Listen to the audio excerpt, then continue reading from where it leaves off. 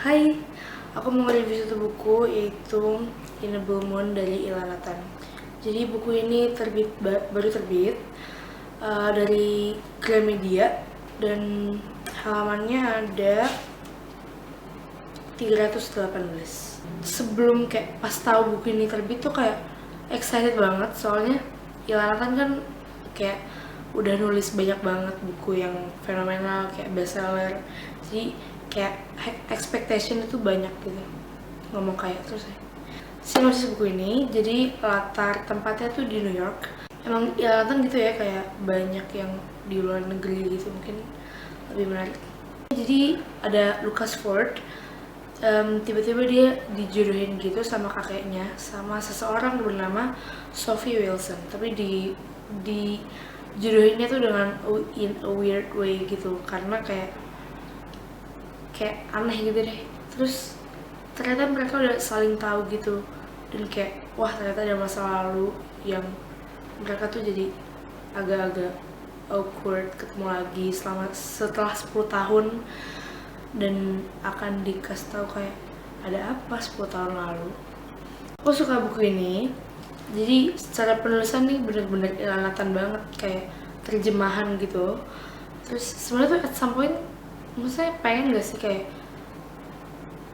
bahasanya tuh yang gaul-gaul gitu, maksudnya jangan terjemahan banget karena kayak kaku-kaku banget. Tapi emang ini settingnya di luar negeri, jadi kayaknya emang paling make sense kalau pakai terjemahan.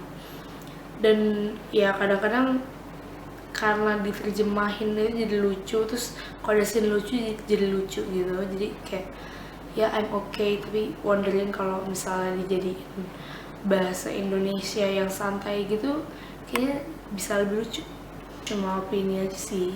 Ya aku suka karena buku ini tuh kayak konfliknya nggak ada yang berarti, maksudnya nggak ada yang super duper on top gitu. Terus jadi kayak dari awal sampai akhir tuh mengalir, dan awalnya tuh lucu karena Sophie Wilson tuh kayak denial, kayak dia nggak mau sama Lucas, tapi Lucasnya tuh pengen memperbaiki hubungan mereka gitu loh karena kejadian di masa lalu itu. Dan itu tuh kayak kadang-kadang Lucas nih kayak sangat sweet banget, tapi si Sophie-nya kayak masih ignored gitu.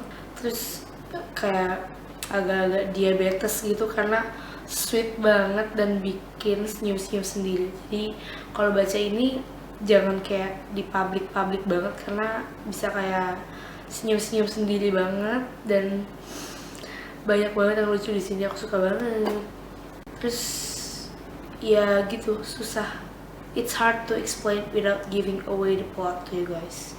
Kalau dikasih bintang tuh kayak 4,3 dari 5 bintang karena ya senyum-senyum sendiri gitu bacanya. Terus plotnya mengalirnya enak, kayak menikmati setiap perubahan yang ada. Jadi kayak suka aja sama buku ini. Kalau misalnya dilihat mungkin bukunya yang paling aku suka itu yang pertama antara Autumn in Paris sama Winter in Tokyo. Jadi itu kayak dua. Terus Sunshine Becomes You, terus baru ini. Terus Summer in Seoul, terus yang keenam baru Spring in London.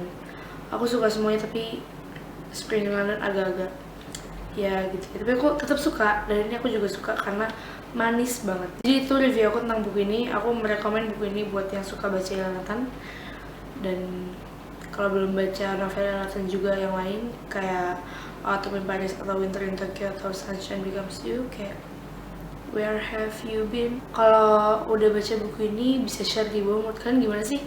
Dan kalau misalnya kalian kayak harus meranking buku-buku yang kalian suka dari Nathan, kayak dari 1, 2, 3, 4 yang udah kalian baca, bisa share di bawah menurut kalian, dari yang kayak paling kalian suka sampai yang biasa aja gitu, because I want to know. Soalnya buku-buku Nathan tuh khas banget kan, dan sebenarnya siapa sih Nathan itu? Random thoughts. So yeah, jadi kalau misalnya suka bisa di like, kalau misalnya mau tahu dari video-video lain bisa di subscribe. Terus kalau mau rekomendasi aku mau review buku apa, bisa di komen di bawah, atau apapun bisa di komen di bawah, kritik saran apapun. Jadi itu, thanks for watching.